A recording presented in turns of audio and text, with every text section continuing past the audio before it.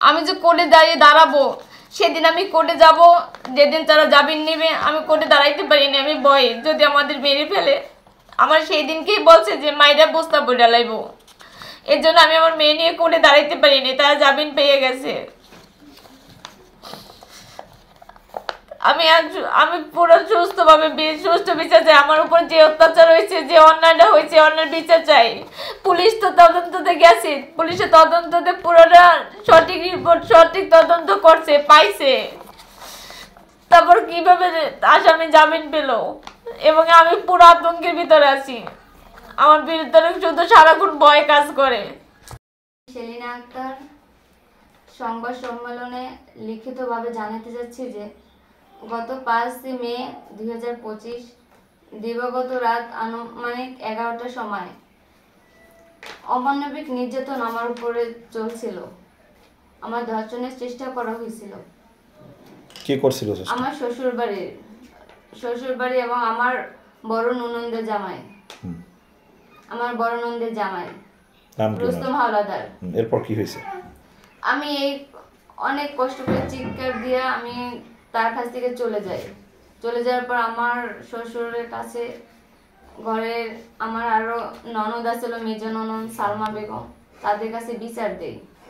তারা আমাকে উল্টোভাবে ধমক দিয়ে বলে যে তাদের নামে আমি মিথ্যা অভিযোগ করি, মিথ্যা বদনাম দিতে আছে। আমি বলছি যে এইমাত্র বের হয়ে গেছে, দেখেন।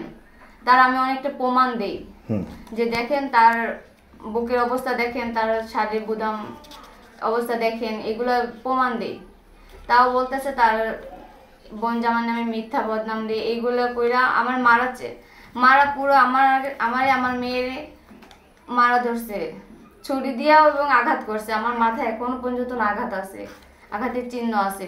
প্রচুর পরিমাণ মারধর করছে, আমার অন্য পেছায় মাইরে ফেলাইতে ধরছিল।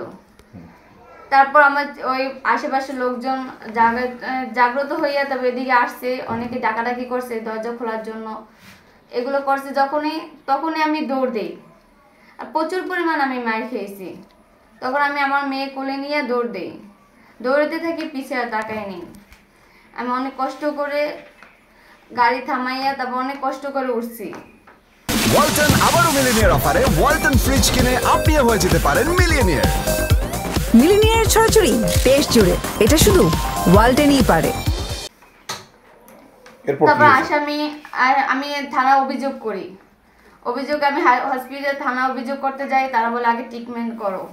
ট্রিটমেন্টের জন্য আমি বাকেরগঞ্জ থেকে বরিশাল যাই। ট্রিটমেন্ট শেষে আমি মামলা করি। মামলা করার পর পুলিশ প্রথম আসামি রুস্তম হাওলাদারকে ধরার পরে তারপর কোর্টে নিয়ে গেছে।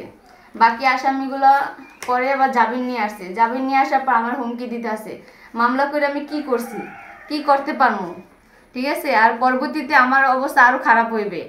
রুস্তম বের হওয়ার পরে আমার নাকি আমাদের ঘরে ডাকাতি করাইবো, তাছাড়া যে জব দেবে, ফেলাইয়া জব দেবে, ডাইরেক্ট এভাবে বলতে আসে।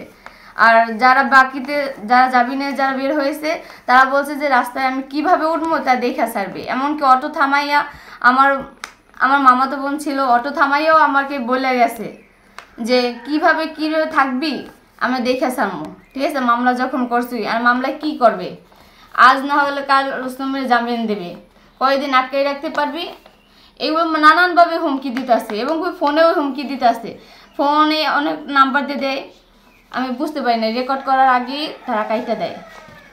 অনেক ভয়ভীতি দেখাইতেছে। আমি পুরো আতঙ্কের ভিতরে আছি, আমি কিভাবে চলবো, আমার মেয়ে নিয়ে কিভাবে থাকবো। আপনার স্বামী কোথায়? আমার স্বামী কুয়েত থাকে। আচ্ছা, এখন আপনার দাবি কি সংবাদ সম্মেলনে? আমার শুধু দাবি এইটাই যে আমি সুষ্ঠু বিচার চাই। আমি আদালতের কাছে সুষ্ঠু বিচার চাই। তারা জামিন পাই আমার উপরে আরো, আমি যে নির্যাতনের শিকার হয়েছি তার চেয়ে বেশি নির্যাতনের, বেশি ভয়ে আতঙ্কে আমি এখন আছি। আমার মেয়ে নিয়ে বড় আতঙ্কে আছি সব সময়।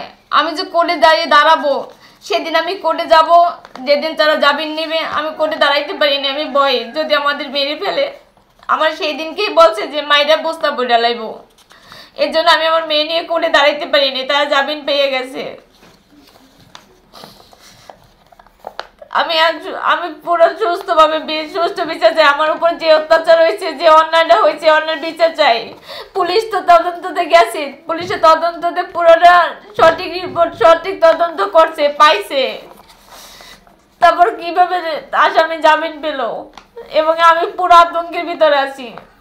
আমার বিরুদ্ধে শুধু সারাক্ষণ ভয় কাজ করে।